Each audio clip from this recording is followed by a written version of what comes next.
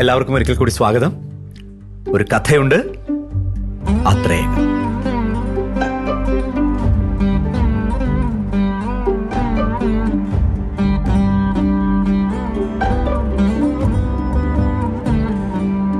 ആത്രേയം എന്ന വാക്ക് നമ്മൾ ഇതിനു മുമ്പ് കേട്ടിട്ടില്ലാത്തൊരു വാക്കാണ്. അതുകൊണ്ട് ആത്രേയം എന്താണെന്ന് പറഞ്ഞുകൊണ്ട് നമുക്ക് ഈ കഥ തുടങ്ങാം. കഥ മഹാഭാരതത്തിന്റെ പശ്ചാത്തലത്തിൽ തന്നെയാണ് ഒരുക്കിയിട്ടുള്ളത്. മഹാഭാരതത്തിലെ ഏറ്റവും പ്രധാനപ്പെട്ട രാജ്യങ്ങളിൽ ഒന്ന് ഹസ്തിനപുരം, പിന്നെ പാഞ്ചാലമാണ്, ദ്രുപദ മഹാരാജാവിന്റെ പാഞ്ചാലം. അപ്പൊ പാഞ്ചാല രാജ്യത്തിനും ദശാർണം എന്ന രാജ്യത്തിനും ഹസ്തിനപുരത്തിനുമൊക്കെ അതിർത്തി പങ്കിട്ട് കിടക്കുന്ന ഒരു ചെറിയ ഗ്രാമമാണ് ആത്രേയം. ഇത് പാഞ്ചാലത്തിന്റെ ഭാഗമാണെന്ന് പറയപ്പെടുന്നു. പക്ഷെ പാഞ്ചാലത്തിന് പൂർണ്ണമായ ഒരു പിടുത്തം അവിടെ ഉണ്ടോ എന്ന് ചോദിച്ചാൽ ഇല്ല. അങ്ങനെ ആർക്കും വേണ്ടാതെ ഒറ്റപ്പെട്ട് നിൽക്കുന്ന ഒരു ഗ്രാമം എന്ന് കൂടി ആത്രേയം എന്ന പുസ്തകത്തിൽ നമ്മൾ ഈ ആത്രേയത്തെ മനസ്സിലാക്കണം. ആർക്കും വേണ്ടാത്തത് എന്നുണ്ട്. അതിന് പ്രധാനമായും കുറച്ച് കാരണങ്ങളുണ്ട്. ഈ അതിർത്തി ഗ്രാമമായതുകൊണ്ട് തന്നെ യുദ്ധത്തിൽ പരിക്കേറ്റ ആളുകൾ, നിരാലംബരായിട്ടുള്ള മനുഷ്യർ, ആർക്കും വേണ്ടാത്ത ഉപേക്ഷിക്കപ്പെട്ട മനുഷ്യർ, ഇവരെല്ലാവരും കൂടിയാണ് ആത്രേയത്തിൽ ജീവിക്കുന്നത്. അവരുടെ വാസസ്ഥലമാണ് ആത്രേയം. അവിടെ കൂടുതലും കൊള്ളക്കാരും പിടിച്ചുപറിക്കാരും ഒക്കെയാണ് ഉള്ളത്. അവിടെ എന്തൊക്കെയോ മന്ത്രവാദങ്ങൾ നടക്കുന്നു എന്നൊക്കെയാണ് പുറത്തു നിന്നുള്ള അറിവുകളുള്ളത് ആളുകൾക്ക്. ഈ മുറിവേറ്റവരും വൃദ്ധരും ഉപേക്ഷിക്കപ്പെട്ടവരും ഒക്കെ ഉള്ളത് കൊണ്ട് തന്നെ ആത്രേയത്തിന് ആത്രേയത്തിൻ്റെതായ ഒരു ചികിത്സാ സമ്പ്രദായം ഉണ്ടായി വരികയും ചെയ്തിട്ടുണ്ട്. ഇതൊരു ചികിത്സാ പാരമ്പര്യമായിട്ട്. അങ്ങനെ ആത്രേയത്തിലൂടെ ഒഴുകുന്ന നദിയുടെ കരയിൽ കാട് തളിർത്ത് വളർന്നു. ആ കാട്ടിലെ ചെടികളിലെല്ലാം പ്രകൃതി ഔഷധം ഒളിപ്പിച്ചു വെച്ചു. അവിടെയുള്ള മനുഷ്യർ ആ ഔഷധത്തെ കണ്ടെത്തുകയും അവിടെ അവരുടേതായിട്ടുള്ള ചികിത്സകൾ ആരംഭിക്കുകയും ഒക്കെ ചെയ്തു. ആത്രേയത്തിൽ ഇപ്പോ ആ വൈദ്യ പാരമ്പര്യത്തിന്റെ അവസാന കണ്ണിയായി ആ പാരമ്പര്യം ഏറ്റെടുത്ത് നടത്തുന്ന വൃദ്ധനായ ഒരു മനുഷ്യനുണ്ട്. അദ്ദേഹത്തിന്റെ പേര് ചൂടകൻ എന്നാണ്. കൺപീലികൾ വരെ നരച്ച ഒരു മനുഷ്യനാണ്. കാഴ്ച മങ്ങി തുടങ്ങിയ മനുഷ്യനെ സഹായിക്കുന്നത് അയാളുടെ കൊച്ചുമോളായിട്ടുള്ള ഇളയാണ്. ഇനി കഥയിലേക്ക് വരാം. ഒരു ദിവസം ചൂടകനും ഇളയും വെളുത്ത പൂക്കളുള്ള ഒരു മരത്തിന് മുന്നിൽ വന്ന് നിൽക്കുകയാണ്. അവര് കാട്ടിൽ നിന്നും ചെടികളും പൂക്കളും മരുന്നും ഒക്കെ ശേഖരിക്കാൻ ഇറങ്ങിയതാണ്. അപ്പോ ചൂടകൻ പറഞ്ഞു, അതിന്റെ ഇലകൾ നുള്ളിയെടുക്കണം. ഇള ഉത്സാഹവതിയായി നേരെ ഈ മരത്തിന്റെ അടുത്തേക്ക് നടന്ന് നീങ്ങിയിട്ട് കൈ പിന്നിലേക്ക് നീട്ടി. കത്തിക്ക് വേണ്ടിയാണ് കൈ നീട്ടിയത്. അപ്പൊ മുത്തച്ഛൻ കയ്യിലൊരു അടി വെച്ചു കൊടുത്തു. എന്നിട്ട് പറഞ്ഞു, ഇരുമ്പ് തൊടരുത്, ഇലകൾ നുള്ളിയെടുക്കുക മാത്രമാണ് ചെയ്യേണ്ടത്. നുള്ളിയെടുത്ത് കഴുകി വൃത്തിയാക്കി എണ്ണയിൽ ഒഴിച്ച് അത് മൺപാത്രത്തിൽ 7 ദിവസം വെയിലത്ത് വെക്കണം. അകത്തേക്ക് സേവിക്കേണ്ടുന്ന മരുന്നാണ്. വളരെ നിഷ്ഠയോടുകൂടി വേണം അത് ചെയ്യാൻ. അവൾ നേരെ മരത്തിനടുത്തേക്ക് ചെന്നു. കൈ എത്തിച്ചതിന്റെ കൊമ്പ് ചാച്ച് ഇലകൾ നുള്ളിയെടുക്കാൻ തുടങ്ങി. അപ്പൊ അതിൽ വിടർന്നു നിൽക്കുന്ന വെളുത്ത പൂക്കളിൽ നിന്നും പൂമ്പൊടികൾ അവളുടെ മുടിയിലൊക്കെ വീണ് കിടക്കുന്നുണ്ട്. അവളെ മുടി ഇങ്ങനെ മാടി കെട്ടിക്കൊണ്ട് ചോദിച്ചു, മുത്തശ്ശ, ഇതിന്റെ പേരെന്താണ്? ഇതെന്തിനുള്ളതാണ്? അപ്പൊ മുത്തശ്ശൻ പറഞ്ഞു, ശ്വേതകുടജ. ഇത് വ്രണങ്ങൾക്കും മുറിവിനും പഴുപ്പിനും ഒക്കെ വളരെ ഉത്തമമായിട്ടുള്ള ഒരു മരുന്നാണ്. എന്നിട്ട് ചൂടകൻ ഒരു കാര്യം കൂടി പറഞ്ഞു, മോളെ, നമ്മുടെ ഈ ചികിത്സാ സമ്പ്രദായം രാജ്യത്തകത്ത് ആരും സമ്മതിച്ചു തരുന്ന ഒന്നല്ല, അംഗീകരിക്കുന്ന ഒന്നല്ല. അവരെല്ലാവരും പരസ്യമായി ഇതിനെ എതിർക്കുന്നവർ കൂടിയാണ്. പലരും പരസ്യമായി നമ്മുടെ ചികിത്സാ രീതികളെ അപമാനിക്കുക കൂടി ചെയ്തിട്ടുണ്ട്. പക്ഷെ അവരൊക്കെ തന്നെ രഹസ്യമായിട്ട് ഇവിടെ വന്ന് ഈ മരുന്ന് സേവിച്ച് പോയിട്ടുണ്ട്.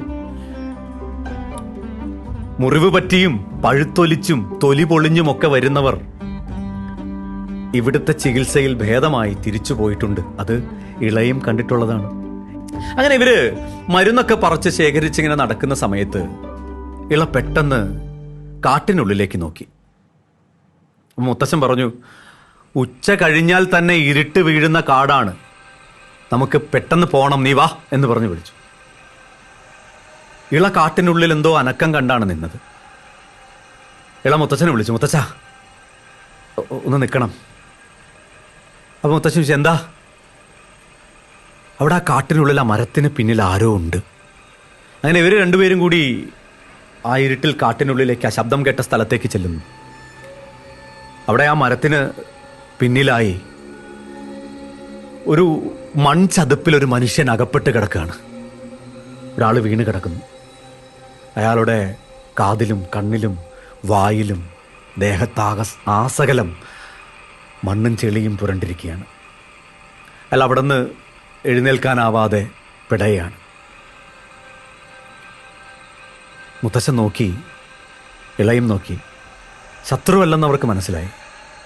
രണ്ടുപേരെ കൂടി അവർ സഹായത്തിന് വിളിച്ചു. ബലനും ഗദനും അവർ രണ്ടുപേരും ഓടി വന്ന് കയറ് കെട്ടി ഇദ്ദേഹത്തെ ഈ മൺകൂനയിൽ നിന്ന് പുറത്തേക്കെടുത്തു. 2 മുളകളിൽ കെട്ടിവെച്ച് ഇവരെ ആത്രേയകത്തിലെ വൈദ്യശാലയിലേക്ക് എടുത്തു. അവിടെ കൊണ്ടുപോയി ഇയാളെ എണ്ണത്തോണിയിൽ കിടത്തി ഈ മണ്ണും ചെളിയും അഴുക്കുമൊക്കെ കഴുകി വൃത്തിയാക്കിയപ്പോഴാണ് അവർക്ക് ആളെ മനസ്സിലായത്. അത് പാഞ്ചാല രാജ്യത്തിൻ്റെ രാജകുമാരനായിരുന്നു. ദ്രുപദ മഹാരാജാവിൻ്റെ മകൻ നിരമിത്രൻ.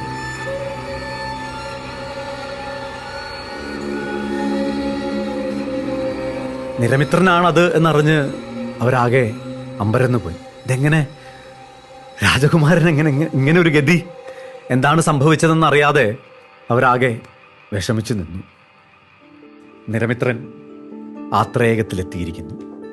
ആത്രേയകം എന്ന ഈ നോവൽ നിരമിത്രൻ്റെ കഥയാണ്. നിരമിത്രൻ എന്ന് പറയുമ്പോൾ ഈ കഥാപാത്രത്തെ നമുക്ക് എല്ലാവർക്കും അറിയാം എന്നുള്ള ഒരു കാര്യം കൂടി ഉണ്ട്.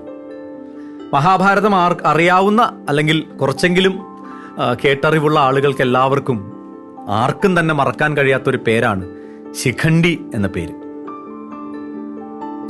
ഈ പുസ്തകത്തോടുള്ള ഏറ്റവും വലിയൊരു ബഹുമാനവും അത് തന്നെയാണ്. പ്രിയപ്പെട്ട രാശ്രീ ടീച്ചർ ഈ പുസ്തകത്തിൻ്റെ ഒരിടത്തും അങ്ങനൊരു പദം ഉപയോഗിച്ചിട്ടില്ല എന്നത്. ശിഖണ്ഡി എന്നൊരു വാക്ക് ഇതിൽ നിങ്ങൾക്ക് എവിടെയും കാണാൻ കഴിയില്ല. പകരം നിരമിത്രൻ എന്ന് അയാൾക്കൊരു സുന്ദരമായ പേര് നൽകിയിരിക്കുന്നു. ഇനി ഈ കഥ ഞാൻ ഒറ്റയ്ക്ക് പറഞ്ഞാൽ ശരിയാവില്ല. നമ്മുടെ പ്രിയപ്പെട്ട രാശ്രീ ടീച്ചർ ഇവിടെ ഉണ്ട്. ആത്രേയകം എഴുതിയ ആ എഴുത്താളെ ഞാൻ ഇങ്ങോട്ടേക്ക് സ്നേഹത്തോടെ ക്ഷണിക്കുകയാണ്. ടീച്ചർ,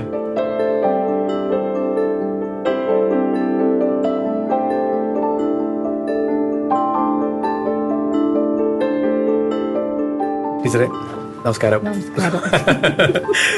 വളരെ ഭംഗിയായിട്ട് കഥ പറഞ്ഞു. വളരെ ഇഷ്ടമായി. ഞാൻ വളരെ താല്പര്യത്തോടെ ഇതിന്റെ ബാക്കി എന്താന്ന് അറിയാൻ വേണ്ടി ഇങ്ങനെ ഇരിക്കും. ബാക്കി നമ്മൾ ഒരുമിച്ചാ പറയാൻ പോകുന്നത്. ടീച്ചറെ, ഞാൻ ആദ്യമേ ടീച്ചറോട് ഒരു കാര്യം ചോദിക്കണമെന്ന് വിചാരിച്ചു. കുറച്ച് നാളായിട്ട് എൻ്റെ മനസ്സിലുള്ളതാണ്. ശിഖണ്ഡി എന്ന കഥാപാത്രം, അത് ശിഖണ്ഡി എന്നത് പേരാണ്, അതൊരു പേരാണ്, ഒരു കഥാപാത്രത്തിന്റെ പേരാണ്. എന്തിനാണ് അയാളെ നിരമിത്രൻ എന്ന് വിളിച്ചത്? എന്താണ് അതിന്റെ കാരണം? ശിഖണ്ഡി എന്നുള്ള ഒരു പേരാണെന്ന് എനിക്ക് തോന്നിയില്ല. ശിഖണ്ഡി എന്നുള്ളതൊരു പേരാണെങ്കിൽ മറ്റേതെങ്കിലും ഒരു കഥാപാത്രത്തിന് ഏതെങ്കിലും ഒരു പുരാണത്തിൽ ആ പേര് കാണണ്ടേ? അപ്പൊ ഞാൻ വിചാരിക്കുന്നത് ലക്ഷണയുക്തരല്ലാത്ത കുറേ മനുഷ്യരെ, നമ്മുടേതായിട്ടുള്ള ചില ധാരണകൾക്കകത്ത് നിൽക്കാത്ത ചില മനുഷ്യരെ വിശേഷിപ്പിക്കാൻ വേണ്ടി ഒരു പക്ഷേ ആക്ഷേപാർത്ഥത്തിൽ ഉപയോഗിച്ചൊരു വാക്കാണതെങ്കിലോ. അപ്പൊ അതുകൊണ്ട് ആ വാക്ക് ഒഴിവാക്കുകയാണ് ചെയ്തത്. ആ പേര് അത് ചിലരെങ്കിലും വിഷമിപ്പിക്കുന്നുണ്ടെന്നുള്ളൊരു തോന്നലുണ്ട്. ഞാൻ കുറച്ചു മുമ്പേ പറഞ്ഞല്ലോ, എല്ലാ വിജയങ്ങളും അങ്ങനെയാണ്. കണ്ണീര് വീഴാത്ത നേട്ടങ്ങളാണ് വിജയങ്ങള്. അപ്പം ഒരർത്ഥത്തിൽ ഞാൻ വിചാരിക്കുന്ന ആ വാക്ക് ഒഴിവാക്കിയതാണ് ഞാൻ ചെയ്തിട്ടുള്ള ഒരു വലിയ കാര്യം. മനഃപൂർവ്വം ഒഴിവാക്കിയതാണ്. ടീച്ചറെ, ഞാൻ നിരമിത്രനെ ആത്രേയകത്തിൽ എത്തിച്ചിട്ടുണ്ട്. എങ്ങനെയാണ് നിരമിത്രൻ ആത്രേയകത്തിലെത്തിയത്? എന്താണ് നിരമിത്രന് സംഭവിച്ചത് എന്ന് നമുക്ക് പറയണം. നമ്മൾ ആദ്യം തന്നെ കാണുന്നത് ഒരു വിവാഹത്തിനുള്ള ഒരുക്കാണ്. ഒരു പക്ഷേ നോവൽ വായിച്ചിട്ടുള്ള ആൾക്കാർക്കറിയാം, അല്ലാത്തവർക്ക് ഒരു കഥ എന്നുള്ള രീതിയിൽ ഇത് കേൾക്കാം. ഒരു വിവാഹത്തിനുള്ള ഒരുക്കാണ്. സാധാരണ ഒരു രാജകുമാരൻ്റെ വിവാഹത്തിന് ഒരു രാജ്യം എങ്ങനെ ഒരുങ്ങും അതുപോലെ ഒരുങ്ങി വളരെ ആർഭാടമായിട്ടൊരു ഘോഷയാത്രയായിട്ട് പോവാണ്. മഞ്ചലില് ഇദ്ദേഹം വളരെയധികം സംരക്ഷിക്കപ്പെട്ടിട്ടുണ്ട്. അതായത് കുറച്ചൊരു അപൂർവത അതിനുണ്ട്. കാരണം സാധാരണഗതിയിൽ ഒരു രാജ്യത്തെ പ്രതിനിധീകരിക്കുന്ന രാജകുമാരന്റെ വിവാഹ ഘോഷയാത്ര എന്ന് പറയുന്നത് വളരെ ആർഭാടപൂർവ്വമായിട്ട് വളരെ ആത്മവിശ്വാസത്തോടു കൂടി ഈ രാജകുമാരനെ പുറത്ത് കാണിച്ചുകൊണ്ടൊക്കെയാണ് പോവുക. പക്ഷെ ഇവിടെ കുറച്ച് സുരക്ഷ കുറച്ചും കൂടി ശക്തമാണ്. അതായത് നിരമിത്രന്റെ വിവാഹ ഘോഷയാത്രയാണ് ആ ത്രേകത്തിന്റെ ആദ്യ ഭാഗം. ഈ ഘോഷയാത്ര അതീവ സുരക്ഷയോടുകൂടിയാണ് പാഞ്ചാലത്തിൽ നിന്ന് യാത്രയാവുന്നത്. ദശാർണം എന്ന് പറയുന്ന അവരുടെ തൊട്ടടുത്ത് കിടക്കുന്ന രാജ്യത്തെ രാജകുമാരിയെയാണ് നിരമിത്രൻ വിവാഹം കഴിക്കാൻ പോകുന്നത്. ഇപ്പൊ രണ്ട് രാജ്യങ്ങൾ തമ്മിലുള്ള ബന്ധം കൂടിയാണ് അല്ലെ ടീച്ചറെ? രണ്ട് രാജ്യങ്ങൾ തമ്മിലുള്ള ബന്ധമാണ്. കാരണം ഇപ്പോഴാണെങ്കിൽ നമ്മൾ രണ്ട് വ്യക്തികൾ തമ്മിലുള്ള ബന്ധമാണെന്ന് പറയും. പൂർണ്ണമായ അർത്ഥത്തിൽ അതല്ല, രണ്ട് കുടുംബങ്ങൾ തമ്മിലുള്ള, രണ്ട് സംസ്കാരങ്ങൾ തമ്മിലുള്ള ബന്ധമൊക്കെയാണ്. എന്നിരുന്നാലും പഴയൊരു കാലത്ത്, പൗരാണിക കാലത്തെങ്കിലും രാജ്യങ്ങൾ തമ്മിൽ സഖ്യം ഉണ്ടാക്കുക എന്നുള്ള പലപ്പോഴും രാഷ്ട്രീയ സഖ്യങ്ങൾക്ക് വേണ്ടിയിട്ട്, അത്തരത്തിലുള്ള ചില നീക്കങ്ങൾക്ക് വേണ്ടിയിട്ടാണ് വിവാഹങ്ങൾ ഉപയോഗിക്കപ്പെട്ടിരുന്നത്. പക്ഷേ ഇതിനെന്തിനാണ് ഇത്ര സുരക്ഷ എന്നുള്ളത് വലിയൊരു പ്രശ്നമാണ്. കാര്യം ഈ വിവാഹ ഘോഷയാത്ര നടക്കുന്നത് മുമ്പില് കുതിരപ്പടയാളികൾ, അതിന് തൊട്ടു പിന്നിലായ അംഗരക്ഷകർ, അതിന് പിന്നില് അലങ്കരിച്ചതും അലങ്കരിക്കാത്തതുമായിട്ടുള്ള തേരുകൾ, അതിന്റെയും പിന്നിൽ വീണ്ടും സൈന്യം, അതിന്റെ പിന്നിൽ ഒരു മഞ്ചൽ, ആ മഞ്ചലിനുള്ളിൽ സുരക്ഷിതനായി ഇരിക്കുന്ന നിരമിത്രൻ. എന്തോ മറയ്ക്കാനുള്ളത് പോലെയാണ് എല്ലാവർക്കും തോന്നുന്നത്. അത് സത്യം പറഞ്ഞാൽ ദശാർണ രാജാവ് ആയിട്ടുള്ള ഹിരണ്യവർമാവിനും തോന്നി. കാര്യം ദ്രുപദൻ ആവശ്യപ്പെട്ടിരിക്കുന്നു, ഈ വിവാഹ ഘോഷയാത്ര കാമ്പില്യം എന്ന് പറയുന്ന സ്ഥലത്തെത്തുമ്പോൾ അവിടെ മുതൽ നിങ്ങളുടെ ആളുകൾ കൂടി ഇവരെ അകമ്പടി സേവിക്കണമെന്ന്. സത്യം പറഞ്ഞ ഒരു രാജകുമാരനെ സംബന്ധിച്ചിടത്തോളം ഏറ്റവും നാണം കെട്ട ഒരു ഏർപ്പാട് കൂടിയാണ്. എന്തിനാണ് ഇത്ര വിശ്വാസക്കുറവുണ്ടോ മകനെ? സത്യത്തിൽ അതാണ് ദ്രുപദന് ഒരു അശുദ്ധ ജന്മമായിട്ടാണ് നിരമിത്രനെ തോന്നിയിട്ടുള്ളത്. അതുകൊണ്ട് തന്നെയാണ് അയാൾക്ക് ഒരു രാജാവാകാനോ രാജ്യം ഭരിക്കാനോ ഉള്ള യോഗ്യത ഉണ്ടോ എന്ന് ദ്രുപദൻ സംശയിക്കുന്നത് അല്ലേ ടീച്ചറെ? ദ്രുപദന്റെ നിലവില് നിരമിത്രൻ ഉണ്ട്. പക്ഷെ നിരമിത്രൻ ഏതൊക്കെയോ അർത്ഥത്തിൽ പോരാ. അതൊരു വലിയ പ്രശ്നമാണ്. എന്തുകൊണ്ടാണ് അത്തരത്തിൽ നിരമിത്രനെ വിശ്വാസമില്ലാത്തത് ദ്രുപദന് മാത്രല്ല, ആ ഒരു രാജ്യത്തിന് തന്നെ വിശ്വാസമില്ല. കാരണം വല്ലാതെ എപ്പോഴും പൊതിഞ്ഞ് സൂക്ഷിക്കപ്പെടേണ്ട ഒന്നാണ് തങ്ങളുടെ രാജകുമാരൻ എന്ന് അവര് വിശ്വസിക്കുന്നുണ്ട് പൊതുവെ. ഇവിടെ കൊണ്ടുപോകുന്ന വിപുലൻ എന്ന് പറയുന്ന ഒരു സേനാധിപനാണ്, ഉപസേനാധിപതിയാണ്. അദ്ദേഹത്തിന് വലിയ പ്രശ്നമാണ് ഈ രാജകുമാരനെ കൊണ്ടുപോകുക എന്നുള്ളത്. അപ്പൊ അദ്ദേഹത്തിന്റെ ആത്മഗതത്തിൽ അത് വരുന്നുമുണ്ട്. എന്ത് കഷ്ടമാണ് ഒരു രാജ്യത്തിന്റെ ഭാവി ഭരണാധികാരിയെ ഇങ്ങനെ പൊതിഞ്ഞു സൂക്ഷിച്ചു കൊണ്ടുപോകേണ്ടത്. ഇതില് രാജ്യത്തെ മറ്റുള്ള ആളുകളുടെ വായടപ്പിക്കാൻ വേണ്ടി ഒരു കഥ പോലും ദ്രുപദൻ മെനഞ്ഞുണ്ടാക്കിയിട്ടുണ്ട്. ഈ നിരമിത്രനുണ്ടായ കഥ. ഏറെ നാൾ രാജാവിന് മക്കളില്ലാതിരുന്നു. അപ്പോ ശിവപ്രീതിയിൽ ലഭിച്ച ഒരു പുത്രനാണ് നിരമിത്രനെന്നും അവനെ ആരെങ്കിലും കളിയാക്കുകയോ അപമാനിക്കുകയോ ചെയ്താൽ രാജകോപമല്ല ഉണ്ടാവുക, സാക്ഷാൽ ശിവകോപമാണ് ഉണ്ടാവുക എന്ന് പോലും നിരമിത്രനെ കുറിച്ച് കഥ മെനഞ്ഞുണ്ടാക്കിയിട്ടുണ്ട്. അപ്പൊ എന്തോ പോരാത്തവനാണ് നിരമിത്രൻ എന്ന് അവർക്ക് എല്ലാവർക്കും തോന്നിയിട്ടുണ്ട്. നിരമിത്രന് ഏറ്റവും പ്രിയപ്പെട്ട ഒരു തോഴിയുണ്ട്. അവളുടെ പേര് വിശാഖ എന്നാണ്. പക്ഷേ നിരമിത്രനെ ഏറ്റവും അധികം മനസ്സിലാക്കുന്ന ഒരുവളാണ്. അപ്പൊ അവള് ഈ വിവാഹ ഘോഷയാത്രയിൽ കൂടെ വേണമെന്ന് നിരമിത്രന് വാശിയായിരുന്നു. പക്ഷെ അമ്മ സമ്മതിക്കുന്നുണ്ടായിരുന്നില്ല. കാര്യം ഇവന്റെ ഈ കൂട്ട്, ഇവരുമൊക്കെ ആയിട്ടുള്ള ഈ കൂട്ട് പുറത്തറിയുന്നത് പോലും അവർക്ക് നാണക്കേടായിരുന്നു. അത് കാരണം അമ്മ മഹാറാണി വിലക്കി വിശാഖയെ എന്തായാലും ഈ യാത്രയിൽ ഉൾപ്പെടുത്തുന്നില്ല. വേണമെങ്കിൽ അവള് കല്യാണ ഘോഷയാത്ര തിരിച്ചു വരുമ്പോൾ അവരെ സ്വീകരിക്കുന്ന കൂട്ടത്തിൽ വേണമെങ്കിൽ കൂടിക്കോട്ടെ, അല്ലാതെ ഈ യാത്രയിൽ കൊണ്ടുപോകാൻ കഴിയില്ല എന്ന്. അപ്പോൾ നിരമിത്രൻ വല്ലാതെ വാശി പിടിച്ചില്ല, അവളില്ലാതെ പോകില്ല എന്ന് തന്നെ നിരമിത്രൻ ഉറപ്പിച്ചു പറഞ്ഞു. അങ്ങനെ വിശാഖയും ഈ യാത്രയിലുണ്ട്, ഇവരുടെ കൂട്ടത്തിൽ എവിടെയുണ്ട്. ഈ ഘോഷയാത്ര തലസ്ഥാനം വിട്ടതും നിരമിത്രൻ വിശാഖയെ ആളെ വിട്ട് വിളിപ്പിക്കുകയാണ്. അവള് ഈ മഞ്ചലിൻ്റെ അടുത്തേക്ക് എത്തുന്നു. അപ്പോൾ നോക്കണേ, ഈ മഞ്ചലിൻ്റെ അടുത്തെത്തുമ്പോൾ ഈ മഞ്ചൽ ചുമക്കുന്ന ആളുകൾക്ക് ഇനി ഈ സാധനത്തിനെ കൂടി ചുമക്കണമല്ലോ എന്ന ചിന്തയാണ് മനസ്സിൽ പോയത്. പടയാളികൾക്ക് അരിശമാണ് ഉണ്ടായത്. വരിവരിയായി നിരന്നു നിന്ന കുതിരകൾക്ക് മുകളിലെല്ലാം ചമ്മട്ടി വീഴുന്നുണ്ട്. നിരമിത്രനും വിശാഖയും ഒരുപോലെയായിരുന്നോ? നമ്മുടെ കുടുംബ വ്യവസ്ഥയ്ക്ക് ഒരു പ്രശ്നമുണ്ട്. അതായത് നമ്മൾ വിചാരിക്കുന്ന പോലെയുള്ള സപ്പോർട്ട് എപ്പോഴും അതുകൊണ്ട് നിന്ന് കിട്ടിക്കൊള്ളണമെന്നില്ല. മനുഷ്യർക്ക് ഈ ലോകത്ത് നിലനിൽക്കാൻ ബന്ധങ്ങൾ ആവശ്യമുണ്ട്. അതെപ്പോഴും നമ്മൾ പ്രതീക്ഷിക്കുന്നിടത്തൊന്നും ആവണമെന്നില്ല. പക്ഷെ സമാന ഹൃദയരായ ചിലരെങ്കിലും നമ്മുടെ കൂടെ ഉണ്ടെങ്കിൽ പല പ്രതിസന്ധികളെ നേരിട്ട് കളയാൻ അത് വലിയ ധൈര്യം നൽകും. നിരമിത്രന് എല്ലാം കൊണ്ടും എല്ലാ അർത്ഥത്തിലും പിന്തുണയാവുന്ന ഒരു സൗഹൃദമാണ് വിശാഖയുമായിട്ടുള്ളത്. അതിന്റെ കുടുംബത്തിൽ നിന്നുള്ള പിന്തുണയുടെ കാര്യം പറയുമ്പോഴാണ് ഞാൻ മറ്റേ നീറ്റിന്റെ ഒരു കാര്യം പറയാം ഉദാഹരണമായിട്ടേ. സന്ദർഭത്തിൽ നിന്ന് വ്യതിചലിക്കുന്നത് ക്ഷമിക്കണം. അതായത് നമ്മുടെ കുട്ടികളെ വളർത്തുന്ന ഒരു വിധമുണ്ട്. ഈ നിരമിത്രന്റെ കല്യാണ ഘോഷയാത്ര എനിക്ക് ഓർമ്മ വന്ന്. ഇന്നലെ 4-ാം തീയതി നീറ്റ് പരീക്ഷയായിരുന്നു. അത് കഴിഞ്ഞിട്ട് ഞാൻ അവിടെയുള്ളൊരു സ്കൂളിന്റെ മുന്നിൽ കൂടി, അത് സെന്ററാണ്, അതിന്റെ മുന്നിൽ കൂടി പോകുമ്പോൾ 5-5:15 സമയത്ത് കാണുന്ന കാഴ്ച എന്താ വെച്ചാൽ ആ ഗേറ്റ് തുറക്കാൻ പറ്റുന്നില്ല. എന്താ സംഭവം എന്ന് പറഞ്ഞാൽ രക്ഷിതാക്കളെല്ലാം കൂടി ആ ഗേറ്റിൽ ഇങ്ങനെ ഇടിച്ചു തള്ളി നിൽക്കുകയാണ്. മക്കളകത്ത് പരീക്ഷ എഴുതിയിട്ട് പരീക്ഷ എഴുതി പുറത്തേക്ക് വരുന്ന കുഞ്ഞുങ്ങളെ സ്വീകരിക്കാൻ വേണ്ടി നിൽക്കുന്ന രക്ഷിതാക്കളുടെ കാഴ്ച ഞാൻ മാത്രം കണ്ടതാണോ അല്ല ഈ സംസ്ഥാനത്തിന്റെ പല ദിക്കിലും ഈ കാഴ്ച ഉണ്ടായിട്ട് എനിക്ക് അറിഞ്ഞുകൂടാ. ഈ LKG കുഞ്ഞുങ്ങൾ ഇതിനെക്കാട്ടിലും ഭംഗിയായിട്ട് ക്ലാസ് കഴിഞ്ഞിട്ട് വരുന്ന ഒരു സംസ്ഥാനമാണ് നമ്മുടേത്. അതായത് അവിടെ നിന്ന് ഓരോരുത്തർ കൈപൊക്കി കാണിക്കുന്നു, അതായത് ഞങ്ങളിവിടെ ഗേറ്റിന്റെ പുറത്തുണ്ട് എന്ന്. പോലീസ് വരുന്നു നിയന്ത്രിക്കാൻ വേണ്ടി രക്ഷിതാക്കളെ. ഞാൻ ഈ സീൻ കണ്ടപ്പോ ശരിക്കും ഈ നിരമിത്രനെ കല്യാണം കഴിപ്പിക്കാൻ കൊണ്ടുപോകുന്നത്, കാരണം അതീവ സുരക്ഷയിൽ രക്ഷിതാക്കൾ പൊതിഞ്ഞു പിടിച്ചിട്ട് കൊണ്ടുപോകുന്ന ഒരു കുട്ടിയാണ് നിരമിത്രൻ. ശരിക്കും നീറ്റ് എഴുതാൻ പോകുന്ന കുട്ടിയാണ് നിരമിത്രൻ എന്നുള്ളതാണ് എനിക്ക് ആ ഒരു സീൻ കണ്ടപ്പോ തോന്നി. ശരിക്കുമാണ്. കാരണം എന്തെന്നാണ് നമ്മുടെ കുടുംബം കൊണ്ട് ഉദ്ദേശിക്കുന്നത് വരെ ഞാൻ ആലോചിച്ചു. അതായത് സ്വന്തം കാലിൽ നിൽക്കുക, സ്വയം പര്യാപ്തത നേടുക എന്നുള്ള ഒരു സംഗതിയില്ല. ഇത് പരാജയം അംഗീകരിക്കാനേ പഠിപ്പിക്കില്ലല്ലോ. ലക്ഷണയുക്തരായിരിക്കണം എന്നുള്ളതാണ്. ലക്ഷണയുക്തരല്ലെങ്കിൽ പിന്നെ, അതായത് നമ്മുടെ കുട്ടികൾ എന്ന് പറയുന്നത് നമ്മുടെ ഇഷ്ടങ്ങളെ അതേപോലെ ഉണ്ടാക്കി തരാനുള്ളവരല്ല. അത് മനസ്സിലാവാത്തൊരു പിതാവാണ് ശരിക്കും ഇതിനകത്ത് ധ്രുപദൻ നിരമിത്രനെ ലക്ഷണയുക്തനാക്കിയിട്ട് രാജാവാക്കാൻ വേണ്ടി ശ്രമിക്കുകയാണ്. പക്ഷെ അയാൾ ആ മോൾഡിലുള്ള ആളല്ല. അതിന്റെ പ്രശ്നമാണ് അവർ തമ്മിൽ നേരിട്ടുകൊണ്ടിരിക്കുന്നത്. അവർ തമ്മിലുള്ള പ്രശ്നം അതാണ്. അത് എല്ലാ തരത്തിലും ലക്ഷണയുക്തരുടെ ഒരു സമൂഹത്തിൽ അങ്ങനെ അല്ലാതിരിക്കുന്നത്, അതായത് നമ്മുടെ ബോധ്യമാണത് ലക്ഷണയുക്തം ആണ് എന്നുള്ളത്. ശരിക്കും അതല്ല, നമ്മുടെ അത്തരത്തിലുള്ള ബോധ്യങ്ങൾക്ക് പുറത്തു നിൽക്കുന്ന ഒരുപാട് മനുഷ്യർ ഈ ലോകത്ത് ഉണ്ട്. ആ മനുഷ്യരുടെ പ്രതിനിധിയാണ് അതിനകത്ത് നിരമിത്രൻ. അപ്പൊ അയാള് തോറ്റുപോകുന്നത് അയാളുടെ കുഴപ്പം കൊണ്ടല്ല, നമ്മുടെ ബോധ്യങ്ങളുടെ നമ്മുടെ കാഴ്ചപ്പാടുകളാണ് അയാളെ തോൽപ്പിക്കുന്നത്. എന്തായാലും ഇവിടെ യാത്ര തുടരുമ്പോൾ വിശാഖ ആ മഞ്ചലിൽ കയറുന്നുണ്ട്. മഞ്ചലിൽ കയറുന്നതിന് വേറൊരു കാരണം കൂടിയുണ്ട്.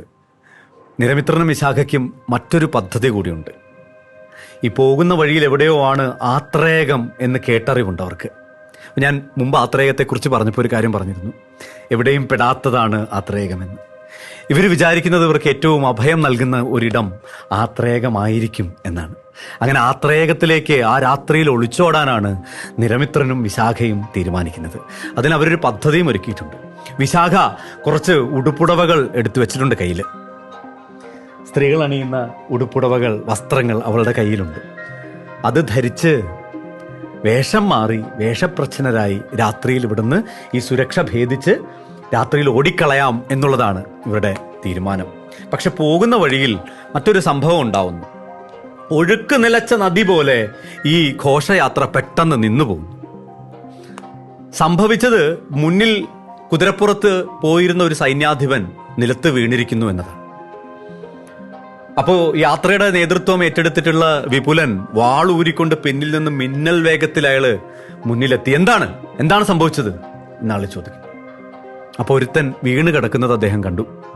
അയാളുടെ മുഖത്ത് എന്തോ ഖനമേറിയ ആയുധം കൊണ്ട് മുറിവ് പറ്റിയതാണ്, വീഴ്ചയിൽ പറ്റിയ മുറിവല്ല. അപ്പൊ ആരോ എവിടെ നിന്നോ ആക്രമിച്ചിരിക്കുന്നു എന്ന് അദ്ദേഹത്തിന് പെട്ടെന്ന് മനസ്സിലായി. അപ്പൊ കാടിനുള്ളിലേക്ക് വിപുലൻ കണ്ണെറിയുന്നുണ്ട്, എവിടെ നിന്നാണ് ആക്രമണം വന്നത് എന്ന്. പക്ഷേ അവിടെ വെച്ച് പ്രത്യാക്രമണം ഒരു ബുദ്ധിപരമായ തീരുമാനമല്ല, ഉചിതമായിട്ടുള്ള ഒരു സംഭവമല്ല. എത്രയും പെട്ടെന്ന് അവിടെ വിട്ടുപോവുക എന്നതാണ് ചെയ്യേണ്ടുന്നത്. അതുകൊണ്ട് വിപുലൻ ഉടനെ തന്നെ ആ തീരുമാനമെടുക്കുന്നു. മുന്നിലുള്ള കുതിര സൈന്യത്തിലെ ആളുകൾ മുഴുവനും കമന്നു കിടക്കുക, അവര് മുന്നിലേക്ക് യാത്രയാവുക, പന്തങ്ങൾ ഇടവിട്ട് മാത്രം തെളിക്കുക, വഴി നോക്കി മുന്നേ പോയവർക്ക് പിന്നാലെ ബാക്കിയുള്ളവരും എളുപ്പം കടന്നു പോവുക. ഇതായിരുന്നു നിർദ്ദേശം. അത് മാത്രമല്ല, മറ്റൊരു നിർദ്ദേശം കൂടി വന്നു. രാജകുമാരന് സുരക്ഷ ശക്തമാക്കണം. അതോടുകൂടി പിന്നിൽ നടന്നിരുന്ന സൈന്യം മുഴുവനും ഒരു പാമ്പ് ചുറ്റുന്നത് പോലെ നിരമിത്രന്റെ മഞ്ചലിനെ ചുറ്റുന്നു. വിപുലൻ മഞ്ചലിന്റെ സുരക്ഷ പരിശോധിക്കാൻ തിരിച്ചിവിടെ വരുന്നു. ഇവിടെ വന്ന് നോക്കിയിട്ട് അദ്ദേഹം പറയുന്നു, രാജകുമാര, ഇനി മഞ്ചലിൽ യാത്ര ചെയ്യുന്നത് അത്ര സുരക്ഷിതമായിട്ടുള്ള സംഗതിയല്ല. അതുകൊണ്ട് അലങ്കരിക്കാത്ത ഏതെങ്കിലും ഒരു തേരിലേക്ക് അങ്ങ് മാറണം. വിശാഖ എന്തായാലും അങ്ങയോടൊപ്പം ഉണ്ടാവുകയില്ല. അവളെ വാദ്യക്കാരോടൊപ്പം പറഞ്ഞു വിടുന്നു. മനസ്സില്ലാ മനസ്സോടെ നിരമിത്രൻ അത് അനുസരിക്കേണ്ടി വരികയാണ്. അയാൾ അതിനുള്ളിൽ കയറുന്നു. ഈ പരിക്കേറ്റ പടയാളിയെ ഒരു തേരിലാക്കി ഇവർ വീണ്ടും യാത്ര തുടരുകയാണ്. അങ്ങനെ കാമ്പില്യത്തിലേക്ക് ഇതെത്തുന്നു. അപ്പോൾ നിരമിത്രന്റെ ഉള്ളിൽ ആശങ്കയാണ്. കാമ്പില്യത്തിലെത്തിയാൽ എങ്ങനെയെങ്കിലും ആ രാത്രി അവിടെ തമ്പടിക്കുകയാണ്. അന്ന് അവിടെ വിശ്രമിക്കുകയാണ് അവർ. ആ യാത്ര വിശ്രമിക്കുകയാണ്. കാമ്പില്യത്തിൽ നിന്ന് ഇനി 2 നാൾ കൂടി യാത്രയുണ്ട് ദശാർണത്തിലേക്ക്. അപ്പൊ അവിടെ തമ്പടിക്കുന്ന സമയത്ത് ആ രാത്രിയിൽ എങ്ങനെയെങ്കിലും വിശാഖ വന്നിരുന്നെങ്കിൽ ഇവിടെ നിന്ന് രക്ഷപ്പെടാം എന്ന ചിന്തയിലാണ് നിരമിത്രൻ ഉള്ളത്. കാമ്പില്യത്തിൽ ഇവരുടെ വരവും കാത്തുനിന്ന് ദശാർണ രാജാവ് ഹിരണ്യവർമാവ് അദ്ദേഹം ആദ്യമായി നിരമിത്രനെ കാണുകയാണ്. ആദ്യ കാഴ്ചയിൽ തന്നെ അയാളുടെ എല്ലാ സംശയങ്ങളും ദൂരീകരിക്കപ്പെട്ടു എന്നുള്ളതാണ്. ഇത്രയും തേജസ്വിയായ ഒരു പുരുഷൻ, ഇത്രയും സുന്ദരനായ, ഇത്ര കോമളനായ, ഇത്രയും നിഷ്കളങ്കനായ നിരമിത്രനെ കണ്ട് സന്തോഷമാണ് ഉണ്ടായത്. ഭാവി മരുമകനെ സ്വീകരിച്ച് അദ്ദേഹം ഹിരണ്യവർമാവ് പോയിട്ട് നിരമിത്രനെ ആലിംഗനം ചെയ്യുന്നുണ്ട്. അപ്പോൾ അയാളുടെ കണ്ണുകൾ അറിയാതെ നിറഞ്ഞു പോകും. അയാളുടെ ദേഹം തരിക്കുന്നതായിട്ട് അയാൾ മനസ്സിലാക്കുന്നു. അതൊരു മനുഷ്യര് തമ്മിലുള്ള ബന്ധം കൊണ്ടാണ്. ടീച്ചറെ, സ്നേഹമുള്ള മനുഷ്യരെ കാണുമ്പോൾ അങ്ങനെ ഉണ്ടാവില്ലേ? ശരിക്കും കെട്ടിപ്പിടിക്കുന്ന സമയത്ത്, അതായത് നമ്മൾ കെട്ടിപ്പിടിക്കാനൊക്കെ വളരെ വളരെ മടിയുള്ള മനുഷ്യരാണ്. കാരണം ആ ഒരു ഹഗ്ഗുണ്ട്. സത്യത്തില് ഹിരണ്യവർമാവ് നേരെ നിരമിത്രന്റെ മനസ്സിലേക്ക് കയറി കസേരയിട്ടിട്ട് ഇരുന്നത് ആണല്ലോ. നമ്മളത് ചെയ്യാതിരിക്കുന്നത് എന്തുകൊണ്ടാണെന്നറിയോ? നമുക്ക് നമ്മുടെ ഒരു ഐത്തത്തിന്റെ ഒരു പാരമ്പര്യം കിടക്കുന്നുണ്ട്. നമുക്ക് മനുഷ്യരെ തമ്മിൽ തൊടില്ല എന്ന് പറയുന്ന ഒരു ആചാരത്തിന്റെ ഭാഗമാണ് ശരിക്കും. മനുഷ്യർ തമ്മിൽ തിരിച്ചു വ്യത്യാസം ഉള്ളത് കൊണ്ട് തൊട്ടുപോയാൽ ജാതിയുടെ മാത്രമല്ല ഈ പ്രശ്നമുണ്ട്. ഒന്ന് കെട്ടിപ്പിടിച്ചു കഴിഞ്ഞാൽ ചിലപ്പോൾ അയാൾ നമ്മുടെ ഉള്ളിലേക്ക് കയറിയാലോ. അല്ല, അത് രണ്ടാമത്തെ പ്രശ്നമാണ്.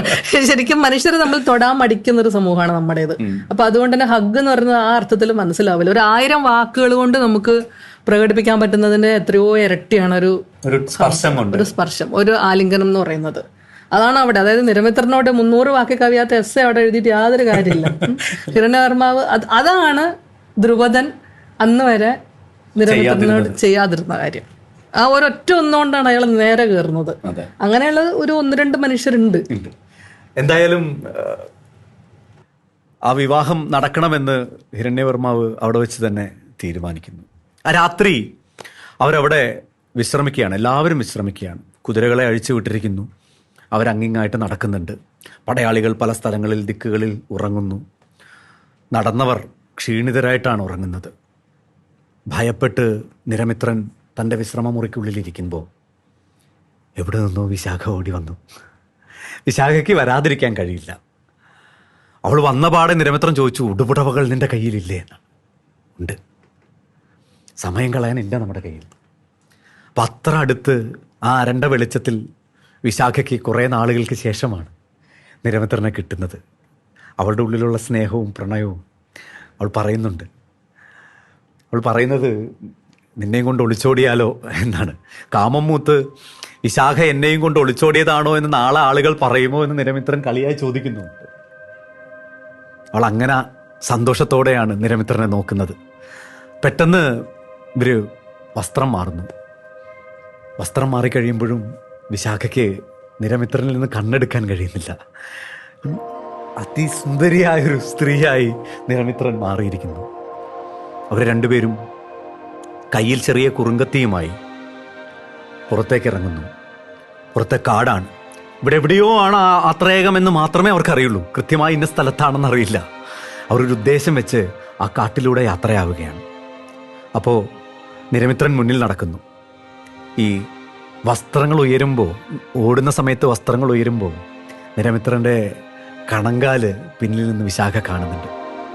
അതിങ്ങനെ മണ്ണിൽ പതിയുമ്പോൾ നഖങ്ങൾ കൂടി ചുമന്നു പോകുന്ന തരത്തിൽ അത്ര മൃദുവായ ശരീരമാണ് നിരമിത്രൻ്റേത്. അവരങ്ങനെ ഭയം ഉള്ളിൽ വെച്ചുകൊണ്ട് ഔഷധത്തിൻ്റെ മണം പിടിച്ച് പിടിച്ച് അവർ മുന്നിലേക്ക് യാത്രയാവും. ഭയമുണ്ട് അവർക്ക്. എവിടെ നിന്ന് വേണമെങ്കിലും ആര് വേണമെങ്കിലും ഉയർന്നു വന്ന് അല്ലെങ്കിൽ ഉണർന്നു വന്ന് നമ്മളിപ്പോൾ പിടിക്കാം. പിടിച്ചാൽ ഒരുപക്ഷെ നിരമിത്രൻ രക്ഷപ്പെട്ടേക്കാം. വിശാഖയുടെ കാര്യം എന്താകുമെന്ന് ഒരു ഊഹവുമില്ല. അവർ കുറച്ച് മുന്നേക്ക് പോകുമ്പോൾ താഴെ ഒരു നദി ഒഴുകുന്നത് കണ്ടു. ഇനി നദി കടക്കണം. അങ്ങനെ നദി കടക്കാനായി നിരമിത്രൻ ഭയന്ന് ഭയന്ന് നദിയിലേക്ക് ഇറങ്ങുമ്പോൾ വിശാഖ പിന്നിൽ നിന്ന് പറയുന്നുണ്ട്, വേണ്ട, അത് നദിയാണ്. നദി മനുഷ്യരെ പോലെയാണ്. എപ്പോൾ അതിൻ്റെ നിറം മാറുമെന്ന് പറയാൻ കഴിയില്ല. എപ്പോൾ അത് അതിൻ്റെ അടിത്തട്ടിലേക്ക് ആളെ വലിച്ചു കൊണ്ടുപോകുമെന്നറിയില്ല. വിശാഖ പറയുന്ന വാക്കാണ്. ഒരു നദിയുടെ അപകടത്തെക്കുറിച്ചാണ്. പക്ഷേ നിരമിത്രന് മുന്നിലേക്ക് പോയേ കഴിയും. നിരമിത്രൻ പറയുന്നത്, നദി നമ്മൾ കുറുകെ കടക്കുമ്പോൾ മറഞ്ഞു നിൽക്കാൻ എവിടെയും ഒരു സ്ഥലമില്ലല്ലോ, നദിയിലൂടെയല്ലേ കടന്നു പോകുന്നത്. പക്ഷെ ദൂരെ നിന്ന് ആര് കണ്ടാലും 2 സ്ത്രീകൾ നദി കടക്കുന്നു എന്നേ തോന്നുള്ളൂ. അതുകൊണ്ട് നീ വരൂ, നമുക്ക് പോകാം. അങ്ങനെ അവർ ആ നദി കടക്കുന്നു. നദി കടന്ന് വീണ്ടും അവർ ഔഷധ സസ്യത്തിൻ്റെ അല്ലെങ്കിൽ മരുന്നിൻ്റെ മണം പിടിച്ചു നോക്കുമ്പോൾ അവർക്ക് മറ്റെന്തോ മണമാണ് കിട്ടിയത്. പാലപ്പൂവിൻ്റെയോ മറ്റെന്തോ മണം. അപ്പോൾ ആ മണം എവിടെ പോയെന്ന് നിരമിത്രൻ അന്വേഷിച്ചു. എന്നിട്ട് ചിലപ്പോൾ നദിയുടെ അങ്ങേ കരയിലായിരിക്കുമെന്ന് കരുതി നിരമിത്രൻ വീണ്ടും നദിയിലൂടെ ഇറങ്ങി മുന്നിലേക്ക് നടന്നു. കുറച്ചു നേരം നടന്നു കഴിഞ്ഞ് പിന്നിൽ വെള്ളത്തിൻ്റെ ശബ്ദം കേൾക്കാതെ ആയപ്പോൾ നിരമിത്രൻ തിരിഞ്ഞു നോക്കി. വിശാഖയെ കാണുന്നില്ല. വിശാഖ അവിടെ ഇല്ല. അവൾ എവിടെയെന്ന് നിരമിത്രൻ കണ്ണ് പായിച്ചപ്പോൾ ഇരുട്ടിനുള്ളിൽ നിന്ന് ഒരു ചിരിയും ചിരിച്ച് വിപുലൻ ഇറങ്ങി വരുന്നു. എന്താണ് രാജകുമാര അങ്ങീ കാണിച്ചത് എന്ന് ചോദിച്ചു. അവര് പിടിക്കപ്പെട്ടു അല്ലേ? നമ്മുടെ സ്റ്റേറ്റ് എപ്പോഴും അതിൻ്റെ പൗരരെ സർവൈലൻസിൽ നിർത്തും. അതെ, ആണല്ലോ. ഇപ്പൊ കുടുംബത്തിൽ നിന്ന് ഒളിച്ചോടി നോക്കിയേ, പിന്നിലാള് വരും. ഒരു ബസ് സ്റ്റോപ്പിൽ പോയി നിൽക്കുമ്പോൾ ഒളിച്ചോടാൻ വേണ്ടി ബാഗൊക്കെ ആയിട്ട് ബസ് സ്റ്റോപ്പിൽ പോയി നിൽക്കുമ്പോഴൊക്കെ എങ്ങോട്ടാ നിൽക്കും? അപ്പൊ എറണാകുളം വരെ, എറണാകുളത്ത് ആരെ കാണാനാ നിൽക്കും. അപ്പൊ അത്തരത്തില് നമ്മുടെ കുടുംബവും നമ്മുടെ ഭരണവ്യവസ്ഥയും ഒക്കെ അതിന്റെ ആൾക്കാരെ മുഴുവനും നിരീക്ഷണത്തിൽ നിർത്തുകയാണ് ചെയ്യുക. അപ്പൊ ഇവർ ഇത്ര നേരം ചെയ്ത എല്ലാ കാര്യങ്ങളും നിരീക്ഷിക്കപ്പെടുകയാണ്. അപ്പോൾ അതിന്റെ അവസാനമാണ്, അതായത് പൗരനെ സംബന്ധിച്ചിടത്തോളം ഉള്ള ഏറ്റവും വലിയൊരു വിശ്വാസ തകർച്ചയുണ്ട്, ഒരു ട്രസ്റ്റ് ഇഷ്യൂ ഉണ്ട്. അതിതാണ്, അതായത് അവരുടെ ഒരു വ്യക്തി സ്വാതന്ത്ര്യം എന്ന് പറയുന്നത് ഇല്ലായ്മ ചെയ്യപ്പെടുന്നു. അവർ ആത്രേയകം തിരഞ്ഞെടുക്കുന്നത് തന്നെ അവരെ നിഷ്കാസിതരായ മനുഷ്യരാണ്. നിഷ്കാസിതരായ മനുഷ്യരുടെ ഇടമാണ് ആത്രേയകം. അതുകൊണ്ടാണ് അവർ ആത്രേയകത്തിലേക്ക് പോകാൻ തീരുമാനിക്കുന്നത്. ഈ അപമാനങ്ങളിൽ നിന്നുള്ളൊരു രക്ഷയാണ്. അവിടെ പോയി അവരുടെ ആ ഒരു ദേശത്തിന്റെ സുരക്ഷിതത്വത്തിൽ അങ്ങനെ പറയാമെങ്കിൽ അതിനകത്ത് ഒതുങ്ങാം എന്നുള്ളതാണ് അവരുടെ ഉദ്ദേശം. അവർക്ക് എത്തിച്ചേരാൻ പറ്റുന്ന ഒരു ഇടം എന്നുള്ള നിലയ്ക്കാണ് ആത്രേയകത്തിനകത്ത് സങ്കല്പിച്ചത്. പക്ഷെ പിടിക്കപ്പെടുകയാണ്. നിരമിത്രൻ ആദ്യം ചോദിക്കുന്നത് വിശാഖ എവിടെയെന്നാണ്. അയാൾക്കത് അറിഞ്ഞേ പറ്റൂ. വിശാഖയെ പിന്നെ ഈ കഥയില് മറ്റൊരു സന്ദർഭത്തിൽ മാത്രമാണ് ടീച്ചർ ഞാൻ പറഞ്ഞാൽ വേണ്ട. അതായത് വിശാഖ നിരമിത്രൻ ഏറ്റവും വലിയൊരു പ്രതിസന്ധി ഘട്ടത്തിൽ നിൽക്കുമ്പോൾ അയാളെ വിട്ടുപോവാണ് ഇപ്പോ. പിന്നീട് അതുപോലൊരു വലിയ പ്രതിസന്ധി ഘട്ടത്തിൽ നിരമിത്രൻ നിൽക്കുമ്പോഴാണ് വിശാഖ വീണ്ടും വരുന്നത്. അതായത് അയാളുടെ ഏറ്റവും വലിയ ഞാൻ പറയില്ല. അപ്പോ വിശാഖയെ കാണുന്നില്ല. പിറ്റേ ദിവസം രാജകുമാരനെ ഒരുക്കുന്നതിന് വേണ്ടി തോഴിമാരെത്തി. അവരുടെ കയ്യിലുള്ള വില കൂടിയ വസ്ത്രങ്ങളും ആഭരണങ്ങളും ഒക്കെ അണിഞ്ഞ് നിരമിത്ര രാജകുമാരൻ വിവാഹത്തിന് ദശാർണത്തിലെത്തിയിരിക്കുന്നു. വിവാഹം മംഗളകരമായി നടക്കാൻ പോവുകയാണ്. മൂടുപടം നീക്കി ദശാർണ രാജകുമാരി നിരമിത്രന് നേരെ കണ്ണെറിയുന്നുണ്ട്. തേജസ്വിയായ അദ്ദേഹത്തെ കണ്ട് അവളൊന്ന് കണ്ണൊഴിഞ്ഞിങ്ങനെ നോക്കുന്നുണ്ട്. എത്ര സുന്ദരനാണ് തൻ്റെ ഭർത്താവ് എന്ന് അവൾ മനസ്സിൽ കരുതുന്നു. നിരമിത്രനും ഒറ്റ നോട്ടം കൊണ്ട് തന്നെ അവളിൽ ആകൃഷ്ടനാവുന്നുണ്ട്. അങ്ങനെ വിവാഹം കഴിയുന്നു. അവർ സന്തോഷത്തോടു കൂടി തന്നെ തിരിച്ച് യാത്രയാവുകയാണ്. തിരിച്ചു പോകുമ്പോഴും കാമ്പില്യത്തിൽ വിശ്രമമുണ്ട്. അതിനുശേഷമേ അവരവിടെ നിന്ന് അങ്ങോട്ട് പോകുന്നുള്ളൂ. ഇപ്പോ വിപുലൻ ഒന്നയഞ്ഞിട്ടുണ്ട്. കാര്യം വിവാഹം നടന്നു, ഇത്തരം കാര്യങ്ങളൊക്കെ ഭംഗിയായി നടന്നു. പ്രത്യേകിച്ച് നിരമിത്രനെ ആളുകൾക്കൊക്കെ ബോധ്യപ്പെട്ടു. അത് തന്നെ വലിയൊരു കാര്യമായിട്ട് വിപുലൻ സമാധാനിക്കുന്നുണ്ട്. അതുകൊണ്ട് വിപുലന്റെ ഒരു ചോദ്യം രാജകുമാരനോടും രാജകുമാരിയോടുമാണ്. അദ്ദേഹം പറയുന്നു, ഈ കാമ്പില്യം എന്ന് പറയുന്നത് നല്ല വനപ്രദേശമാണ്, സുന്ദരമായ കാടാണ്, ഭംഗിയുള്ള പൂക്കളൊക്കെ വിരിഞ്ഞു നിൽക്കുന്ന ഈ കാടിൽ നിങ്ങൾക്കൊന്ന് സഞ്ചരിച്ചു വന്നുകൂടെ, കുറച്ചൊന്ന് റൊമാൻറ്റിക് ആയിക്കൂടെ എന്നതാണ്. പറഞ്ഞു കഴിയുമ്പോൾ വേറൊരു കാര്യം പറയാനുണ്ട്. അങ്ങനെ നിരമിത്രനും ദശാർണ രാജകുമാരി വളരെ ആവേശത്തോടു കൂടി തയ്യാറാവുകയാണ്. പിന്നെന്താ, നമുക്ക് കാട്ടിലേക്ക് യാത്രയാവാം എന്നാണ് അവൾ പറയുന്നത്. ഇനി ഇവർ രണ്ടുപേരും തോഴിമാരോടൊപ്പം കാട്ടില് പൂക്കളൊക്കെ കണ്ട് ചിരിച്ചുല്ലസിച്ച് പെട്ടെന്ന് ഇവർ രണ്ടുപേരും എത്രയോ നാളുകളായി പരിചിതരായിരുന്നവരെ പോലെ പ്രണയബദ്ധരാകുന്നു. രണ്ടുപേരും അടുക്കുന്നു. സ്നേഹത്തോടെ അവര് തിരിച്ച് വിശ്രമമുറിയിലേക്ക് എത്തിച്ചേരുന്നു. രാത്രി. അപ്പോ പ്രത്യേകമായി അവർക്ക് വേണ്ടി ഒരുക്കിയിരിക്കുന്ന ഈ വിശ്രമമുറി അവരുടെ ആദ്യ രാത്രിക്ക് കൂടി ഉള്ളതാണ്. സുരക്ഷയുണ്ടെങ്കിലും ഇവരുടെ പ്രൈവസി അത് വളരെ പ്രധാനപ്പെട്ട ഒന്നാണ് എന്ന് രാജാവ് തന്നെ കൽപ്പിച്ചിരിക്കുന്നു, ദ്രുപദ രാജാവ് തന്നെ കൽപ്പിച്ചിരിക്കുന്നു. അതുകൊണ്ട് തോഴിമാര് ഇവരെ കളിയാക്കുന്നുണ്ട്. നടക്കുമ്പോൾ എന്തൊരു ചേർച്ചയാണ് നിങ്ങൾ കാണാൻ. ഇത് സ്വാഭാവികമായും തോഴിമാര് ചെയ്യുന്നൊരു പ്രവൃത്തിയാണല്ലോ. എന്ത് ഭംഗിയാണ് നിങ്ങൾ തമ്മിൽ നടക്കുന്നത് കാണാൻ. അങ്ങനെ ഇവളോട് ചില കിന്നാരങ്ങൾ പറയുന്നു, ഇവളെ ചില ഇക്കിളിപ്പെടുത്തുന്ന തമാശകൾ പറഞ്ഞ് ഇവളെ നിരമിത്ര രാജകുമാരന്റെ കൂടാരത്തിനകത്താക്കുന്നു. കഥവടയ്ക്കുന്നു. കഥവടച്ചതിന് ശേഷം ടീച്ചർ എഴുതി വെച്ചിരിക്കുന്നത് ഈ തോഴിമാര് പരസ്പരം നോക്കി ആകുലപ്പെട്ടു എന്നാണ്. അങ്ങനെയല്ലേ എഴുതിയിരിക്കുന്നത്? എന്താണെന്നറിയോ, അവരുടെ റോള് തീർന്നു. അവർക്ക് ചെയ്യാൻ വേണ്ടി പറഞ്ഞ എല്ലാ ജോലികളും ഒരു ഭംഗിയായി പൂർത്തിയാക്കി. ഇനി അങ്ങോട്ട് എന്ത് സംഭവിക്കും? ഇനി സ്റ്റേറ്റിന് നിയന്ത്രണമില്ല. അല്ല, മറ്റൊന്നല്ല, ഞാൻ അതും ഞാൻ പറഞ്ഞത് തോഴിമാർക്ക് അസൈൻ ചെയ്യപ്പെട്ട ഡ്യൂട്ടി അതാണ്. ഇവരെ കളിചിരികളോടുകൂടി അങ്ങനെയാണല്ലോ നമ്മൾ പ്രാചീന സാഹിത്യത്തിലൊക്കെ കണ്ടിട്ടുള്ളത്. മണിയറയ്ക്കുള്ളിലേക്ക് ആക്കുന്നു, അതോടുകൂടി കഴിഞ്ഞു. പക്ഷെ സാധാരണ ആണെങ്കിൽ ശരി, നമുക്ക് അവിടെ അവസാനിപ്പിക്കാം. പക്ഷെ അവരെ സംബന്ധിച്ചിടത്തോളം ഇനിയൊരു അപ്രതീക്ഷിത സാഹചര്യം ഉണ്ടായാൽ എങ്ങനെ ഡീൽ ചെയ്യണമെന്ന് തോഴിമാർക്ക് നിർദ്ദേശങ്ങളൊന്നും. അവരുടെ ഉള്ളിലും ആ ആശങ്ക ഉണ്ടെന്നുള്ളതാണ് നമ്മൾ മനസ്സിലാക്കേണ്ടത്.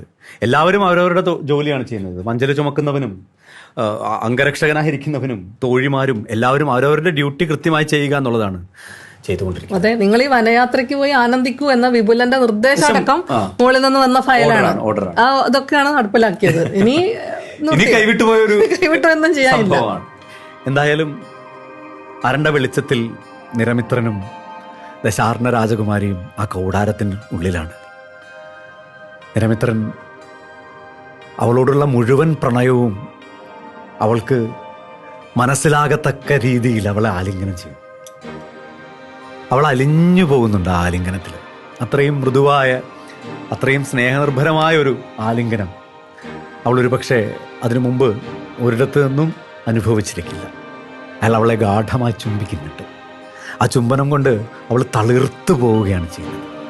അങ്ങനെ ആ ആദ്യരാത്രിയിലേക്ക് അവർ കടക്കുന്നു.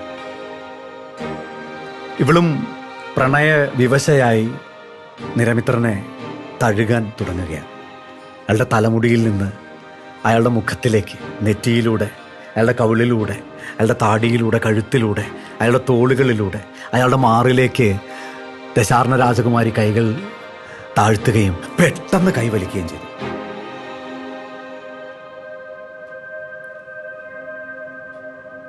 എന്നിട്ടൊന്നുകൂടി രാജകുമാരി തോളിൽ നിന്ന് മാറിലേക്ക് കൈകൾ വീണ്ടും ചലിപ്പിച്ചു.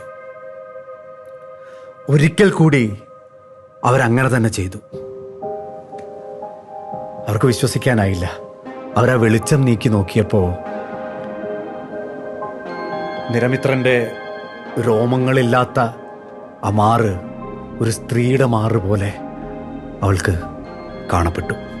അവൾ അലറിക്കൊണ്ട് ആ കിടപ്പറയിൽ നിന്ന് ഇറങ്ങി പുറത്തേക്ക് ഓടി.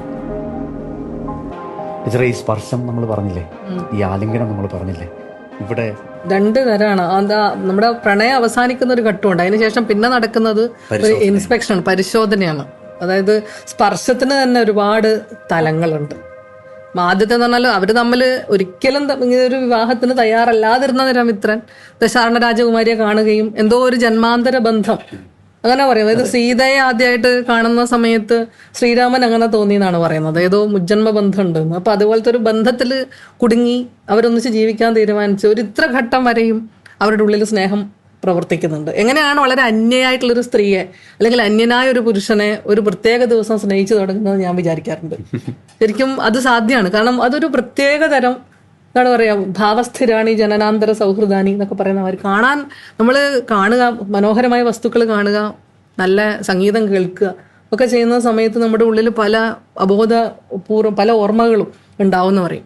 അപ്പൊ അതേപോലത്തെ ഒരു ഓർമ്മയിൽ പരസ്പരം ബന്ധിതരായിട്ടുള്ള രണ്ട് ആത്മാക്കളാണ്. പക്ഷെ ഒരു ഘട്ടത്തിൽ താൻ വിചാരിച്ചതല്ല തനിക്കൊപ്പം ഉള്ളത്, തന്റെ പ്രതീക്ഷകളല്ല എന്ന് മനസ്സിലായപ്പോൾ പിന്നെയുള്ളത് ആ സ്പർശം എന്ന് പറയുന്നത് വളരെ സ്നേഹരഹിതമായിട്ടുള്ള പരിശോധന മാത്രമാണ്. അതിന് വിധേയനാവേണ്ടി വരുന്ന നിരമിത്രൻ എന്ന് പറയുന്നത് ശരിക്കും അത് എഴുതുന്ന സമയത്ത് തന്നെ എന്നെ സംബന്ധിച്ചിടത്തോളം അതൊരു വല്ലാത്ത പ്രശ്നമായിരുന്നു. കാരണം എന്താ വെച്ചാൽ നമ്മളൊരു ജഡ്ജ് ചെയ്യാണ് ഒരു മനുഷ്യജീവിയെ, അയാളുടെ വികാരങ്ങൾ എന്തായിരിക്കും. നേരെ തിരിച്ചും ഇത് വളരെ സാധ്യമായിട്ടുള്ളൊരു കാര്യമാണ് കേട്ടോ. അതായത് പ്രതീക്ഷകൾ അത്തരത്തിലുണ്ടാവാം.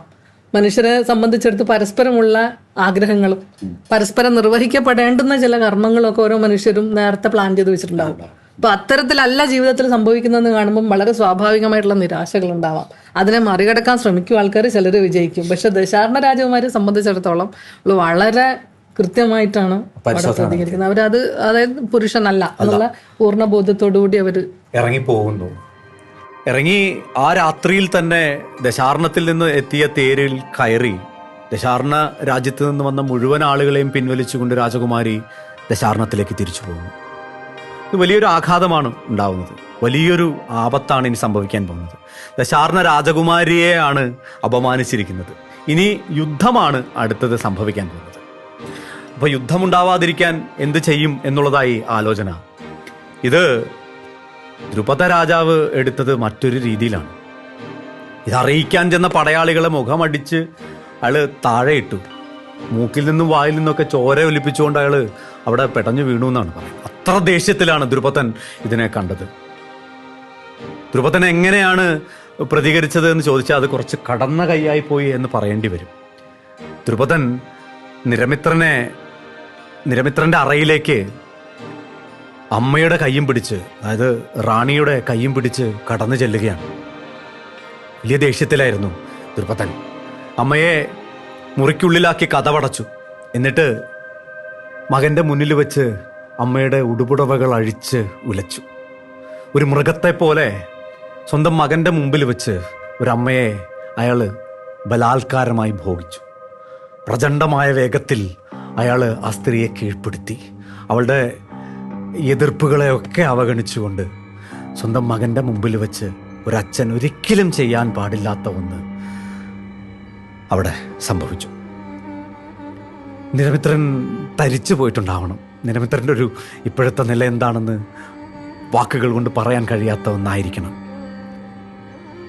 എന്നിട്ട് ദ്രുപദൻ വിളിച്ചു പറയാണ്, കാണടാ, ഇതാണ് ഒരാണ് പ്രവർത്തിക്കേണ്ടത്, ഒരു പുരുഷൻ പ്രവർത്തിക്കേണ്ടത് ഇങ്ങനെയാണ് എന്നയാള് ഉറക്കെ വിളിച്ചു പറയുന്നു. നിരമിത്രൻ ഒരു തൂണിന് മറവിൽ നിന്ന് അയാൾ കണ്ണുകൾ ഇറുക്കി അടച്ച് അയാൾ നിലവിട്ട് കരയുന്നുണ്ട്. ആ സമയത്ത് നിരമിത്രൻ വിളിച്ചു പറയുന്നത്, ഇതാണൊരു പുരുഷനെങ്കിൽ എനിക്ക് പുരുഷനാവണ്ട, ഇതാണൊരു പുരുഷനെങ്കിൽ എനിക്ക് പുരുഷനാവണ്ട എന്ന് പറഞ്ഞ് ആ പാവം കരയുന്നു. അമ്മ എപ്പോഴോ നിലവിളികൾക്ക് ഇടയിൽ എപ്പോഴോ അറിയാതെ നിരമിത്രനെ നോക്കിപ്പോകുന്നുണ്ട്. ആ നോട്ടവും കൂടി ആയതോടുകൂടി നിലവിട്ട് നിരമിത്രൻ്റെ കാലുകളിലൂടെ മൂത്രം ഒലിച്ചിറങ്ങുന്നത് മാത്രം അയാൾ അറിഞ്ഞു. അവിടെ നിന്ന് ഇനി ഓടി രക്ഷപ്പെടുക എന്നുള്ളതല്ലാതെ, ആത്മഹത്യ ചെയ്യുക എന്നുള്ളതല്ലാതെ നിരമിത്രൻ്റെ മുന്നിൽ മറ്റൊരു മാർഗവും ഉണ്ടായിരുന്നില്ല. ഇത് ടീച്ചറെ, എനിക്ക് ടീച്ചറോട് പറയാനുള്ളത്, എനിക്ക് തോന്നുന്നു ഈ പുസ്തകം വായിച്ചിട്ടുള്ള ആർക്കും ഒരാളെ അങ്ങനെ നിർത്തി വലിച്ചു കീറുന്ന ഒരു പ്രതീതിയായിരിക്കും ഈ രംഗം വായിക്കുമ്പോൾ ഉണ്ടാവുക. എനിക്ക് അങ്ങനെയാണ് അനുഭവപ്പെട്ടത്. എന്തിനാണ് ടീച്ചറെ അല്ല, ഇങ്ങനെ എഴുതി? ആ രംഗത്തിന്റെ പേരിലാണ് ഞാൻ കുറെ കേട്ടിട്ടുള്ളത്. അതായത് വല്ലാത്ത വയലൻസ് ആണ്. അപ്പം അതിന് ഒരുപാട് കാരണങ്ങളുണ്ട്. അങ്ങനെ ഒരു രംഗം അവിടെ വരുന്നതിന് ഒരുപാട് കാരണങ്ങളുണ്ട്. ഒന്നാമത്തെ കാര്യം, ഈ ബലാത്കാരം എന്ന് പറയുന്നത് ലൈംഗികതയുമായിട്ട് യാതൊരു ബന്ധമില്ലാത്തൊരു പ്രവൃത്തിയാണ്. അതൊരു അക്രമം മാത്രമാണ്. അതായത് തന്നേക്കാൾ ബലം കുറഞ്ഞ ഒരു ജീവിയെ അതിക്രമിക്കുക എന്ന് പറയുന്ന ആ ഒരു താല്പര്യം മാത്രമേ അതിനകത്തുള്ളൂ. അതൊന്ന്. പിന്നെയുള്ളത്, ഈ രാജാവിനെ സംബന്ധിച്ചിടത്തോളം അദ്ദേഹം നിരമിത്രനെ പുരുഷനാക്കാൻ ശ്രമിക്കായിരുന്നു ഇത്രയും കാലം. ഇനി അതിൻ്റെ ആവശ്യമില്ല. അതായത് അത് ഏകദേശം ആ ഒരു എല്ലാ ശ്രമങ്ങളും പരാജയപ്പെട്ട് കഴിഞ്ഞു. അപ്പം അതിൻ്റെ കാരണം നമ്മൾ നേരത്തെ പറഞ്ഞതുപോലെ യുവരാജാവാക്കാവുന്ന അല്ലെങ്കിൽ ഒരു രാജ്യാധികാരി ആക്കാവുന്ന ലക്ഷണങ്ങളില്ലാത്ത ആളാണ് അദ്ദേഹം എന്നുള്ളതാണ്. അപ്പം അദ്ദേഹത്തിന് അവിടെ നിന്ന് പുറത്താക്കുക എന്നുള്ളത് തന്നെയാണ്. വേറെ ഒന്നും അതിനകത്ത് വേറെ ഓപ്ഷൻ ഇല്ല. അല്ലെ പിന്നെ കൊല്ലണം. കൊല്ലുന്നതിനേക്കാൾ മാരകമായിട്ടുള്ളൊരു പ്രവൃത്തിയാണിത്. അയാൾ പോയി ആത്മഹത്യ ചെയ്യുന്നുണ്ടെങ്കിൽ അതാണ് നല്ലത്. ഒരുപാട് ജനിച്ച കാലം മുതൽ ഒരുപാട് അപമാനങ്ങൾ സഹിച്ച് ശീലിച്ചിട്ടുള്ള ഒരാളാണ് നിരമിത്രൻ. ഈ മഹാറാണി തന്നെ ഒരു ഘട്ടത്തിൽ പറയുന്നുണ്ട്, അമ്മ തന്നെ നിരമിത്രനോട് പറയുന്നുണ്ട്, അലസിപ്പോയ ഗർഭത്തോട് പോലും എനിക്കിപ്പം മമത തോന്നുന്നു നിന്റെ കാര്യം ആലോചിക്കുമ്പം. അത്തരത്തിൽ അമ്മ തന്നെ തള്ളി പറഞ്ഞൊരു മകനും കൂടിയാണ് അദ്ദേഹം.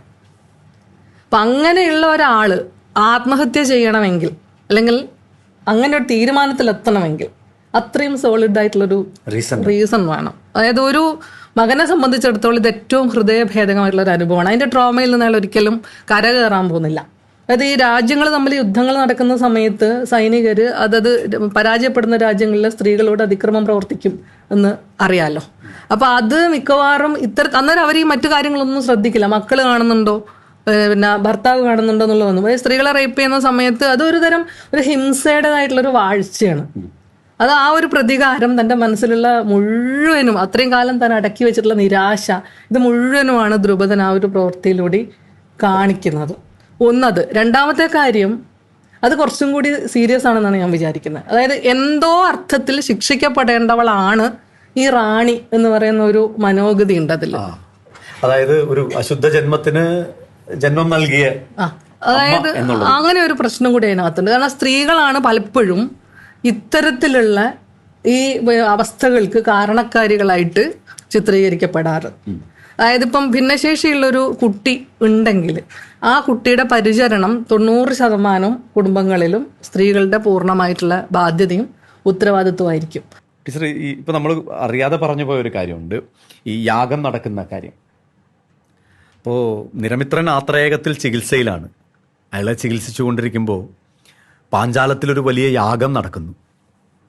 പുതിയ മക്കൾക്ക് വേണ്ടിയുള്ള, രാജ്യ അധികാരികൾക്ക് വേണ്ടിയുള്ള യാഗമാണ്. അപ്പോൾ വിപുലൻ ഒരു കഥ പറഞ്ഞൊപ്പിക്കുന്നുണ്ട്. അത് ജനങ്ങളെ പറഞ്ഞ് ബോധ്യപ്പെടുത്താൻ, ജനങ്ങളെ വിഡ്ഢിയാക്കാൻ വേണ്ടിയിട്ട്. നിരമിത്ര രാജകുമാരന് വിവാഹത്തിൽ താല്പര്യമില്ലാത്തത് കൊണ്ട് അദ്ദേഹം സന്യസിക്കാൻ കാട്ടിലേക്ക് കടന്നുപോയി എന്നുള്ളതാണ്. അപ്പം അതുകൊണ്ട് ഇനി രാജ്യം ആരെ ഏൽപ്പിക്കും? ഇനി അടുത്തൊരു അവകാശി വേണം, രാജ്യാവകാശി വേണം. അതുകൊണ്ട് നമ്മളൊരു യാഗം നടത്തുന്നു. ആ യാഗത്തിൽ 2 മക്കളുണ്ടാകുന്നു. എങ്ങനെയാണ് യാഗത്തിലൂടെ മക്കളുണ്ടാകുന്നത് എന്നുള്ളത് അറിയില്ല. എന്തായാലും ഈ പുസ്തകത്തിൽ അതിന് കൃത്യമായ ഒരു അടയാളമുണ്ട്. ദ്രുപദന് ഹരിണി എന്ന ഒരു സ്ത്രീയുമായി ഉള്ള ബന്ധത്തെക്കുറിച്ച് ഇതിൽ പറയുന്നുണ്ട്. ആ ഹരിണിയിൽ പിറന്ന മക്കളാണ് ഈ യാഗത്തിനൊടുവിൽ പുകച്ചുരുളുകൾക്കിടയിൽ നിന്നിറങ്ങി വരുന്നത്. അവരെ നമുക്കറിയാം, 2 പേരെയും. ഒരാളുടെ പേര് മൂത്ത പാഞ്ചാലത്തിൻ്റെ രാജ്യാവകാശിയായിത്തീരുന്ന ദൃഷ്ടദ്യുമ്നൻ, അതുപോലെ രണ്ടാമത്തെ ആളെ വളരെ വളരെ നമുക്കറിയാവുന്ന ദ്രൗപദി അല്ലെങ്കിൽ പാഞ്ചാലി. അപ്പം ആ 2 മക്കളെയും ഇങ്ങനെ ഈ ജനങ്ങളുടെ മുഴുവൻ കണ്ണിൽ പൊടിയിട്ടുകൊണ്ടാണ് നൂല് കെട്ടി ഇറക്കുന്നത്. ടീച്ചർ, ഇതിൽ ആരെങ്കിലും രാഷ്ട്രീയപരമായിട്ടുള്ള ഇടപെടലുകൾ പറഞ്ഞു? നമുക്ക് വളരെ കൃത്യമായിട്ട് അറിയാവുന്ന ഒരു കാര്യമല്ലേ. അപ്പൊ ഏത് രാഷ്ട്രീയ പാർട്ടി ആണെന്നുണ്ടെങ്കിലും നിറയെ അണികൾ ഉണ്ടാവും. അവർ ഒരുപാട് കാലം വർക്ക് ചെയ്യും. വെള്ളം കോരും, വിറക് വെട്ടും, അടി കൊള്ളും, വെയിൽ കൊള്ളും ഒക്കെ ഉണ്ടാവുമല്ലോ. ഇതെല്ലാം കഴിഞ്ഞിട്ട് അവസാനം ഒരു ഇലക്ഷൻ വരുന്നൊന്നും സങ്കല്പിച്ച് നോക്കിയേ. ചിലപ്പോ അവരുടെ തലയ്ക്ക് മുകളിൽ കൂടി ഒരു സ്ഥാനാർത്ഥി പെട്ടെന്ന് രംഗപ്രവേശം ചെയ്യും. ഇതുവരെയും തല്ല് കൊണ്ടിട്ടില്ലാത്ത, വെയിൽ കൊണ്ടിട്ടില്ലാത്ത, ഇതുവരെയും കേട്ടിട്ടില്ലാത്ത അങ്ങനെ ഒരാൾ പെട്ടെന്ന് വരും. അങ്ങനെ വരില്ലേ? ആ ഒരാളിനെ അംഗീകരിപ്പിച്ചെടുക്കാൻ എന്തെല്ലാം തന്ത്രങ്ങളുണ്ട്. അപ്പൊ തന്നെ നമ്മുടെ സോഷ്യൽ മീഡിയ സെല്ലുകളൊക്കെ വളരെ കർമ്മനിരതരാവും. കഥകൾ വരും. അതായത് എപ്പോഴും മഹാഭാരതം ഇങ്ങനെ ഒരു ശാഖോപസംക്രമണം കഥകളിൽ കൂടെ നടത്തുന്നത് തന്നെ എന്തിനാണെന്നറിയോ? ഒരു കഥയെ സർട്ടിഫൈ ചെയ്യാൻ വേണ്ടിയിട്ടാണ്. വേറൊരു കഥ കൊണ്ട് ഓരോന്നിനും ന്യായങ്ങളുണ്ട്. അതെല്ലാ പുരാണങ്ങൾക്കും ഉണ്ട്. ഇപ്പം രാമായണത്തിലാണെങ്കിൽ എന്തുകൊണ്ടാണ് സീതയ്ക്ക് ഇതൊക്കെ അനുഭവിക്കേണ്ടി വന്നത് എന്ന് പറയുന്നുണ്ട്. എന്തുകൊണ്ടാണ്? ഇണകളായ തത്തകളെ വേർപിരിച്ചു എന്നുള്ളതാണ് സീത ചെയ്ത തെറ്റ്. അതുകൊണ്ട് സീതയ്ക്ക് പിന്നീട് രാമനിൽ നിന്ന് ഉപേക്ഷ സ്വീകരിക്കേണ്ടത്, അതായത് വേർപിരിയേണ്ടി വന്നു. പിന്നെ പതിയും ദേഹി, അതായത് ഭർത്താവിനെ തരിക എന്ന് 5 തവണ ശിവൻ കേട്ടില്ലെങ്കിലോ എന്ന് വിചാരിച്ചിട്ടാണ് ഇപ്പൊ നാളായണി അങ്ങനെ പറയുന്നത്. അപ്പൊ അവൾക്ക് നീ ഈ ജന്മത്തിൽ 5 തവണ ഇത് പറഞ്ഞുകൊണ്ട് അടുത്ത ജന്മത്തിൽ നിനക്ക് 5 ഭർത്താക്കന്മാരുണ്ടാകട്ടെ എന്നുള്ള കഥ നേരെ കൊണ്ടെന്ന് അതെന്തിനാണ് ആരോപിക്കുന്നത്? കൃഷ്ണയെ 5 ഭർത്താക്കന്മാർക്ക് കൊടുക്കാൻ വേണ്ടിയിട്ടാണ് ആ കഥ ഉപയോഗിക്കുന്നത്. ഒരു കഥ പിന്നാലെ വരികയാണ്. നിങ്ങൾക്കൊരു ജീവിതാനുഭവം ഉണ്ടാകുന്നു, അപ്പൊ അതിനെ നമ്മൾ സാക്ഷ്യപ്പെടുത്താൻ വേണ്ടി മറ്റൊരു കഥ അവതരിപ്പിക്കുന്നു. ഇങ്ങനെയാണ് ആ മഹാഭാരതത്തിന്റെ കഥകൾ പോകുന്നത്. അതുകൊണ്ടാണ് ഒരു കഥയിൽ നിന്ന് മറ്റൊരു കഥയിലേക്ക് കയറുന്നത്. കഥകളുടെ ഒരു സംഹാരശേഷിയുണ്ട്. അപ്പൊ അതുപോലെ നമുക്കിപ്പോൾ വാട്സാപ്പ് ഫാക്ടറികളിൽ നിന്ന് നമുക്ക് കഥകൾ ഉണ്ടാക്കാം. നമുക്ക് വെറുതെ ഒരു നറേറ്റീവ് ഒരാളെ കുറിച്ച് പറഞ്ഞുണ്ടാക്കാം. നമുക്ക് ഹർത്താൽ ഉണ്ടാക്കാം. എന്തെല്ലാം ചെയ്യാൻ പറ്റും. കഥകള് സമകാലിക ഇന്ത്യൻ രാഷ്ട്രീയത്തിൽ വളരെ പ്രാധാന്യം അർഹിക്കുന്ന ഒരു സാധനമാണ്. എന്തായാലും ഇത്രയും നേരം കഥ കേൾക്കാൻ വന്ന നിങ്ങൾക്ക് എല്ലാവർക്കും നന്ദിയുണ്ട്. വളരെ സന്തോഷമുണ്ട്. വളരെ സന്തോഷം. താങ്ക് യു സോ മച്ച് വന്നതിന്, കഥ പറഞ്ഞതിന്. ടീച്ചർക്ക് ഒരു ചെറിയ സമ്മാനം ഞങ്ങൾ തരാൻ ഉദ്ദേശിച്ചത്. അതെന്തായാലും വേണം. ഷാജി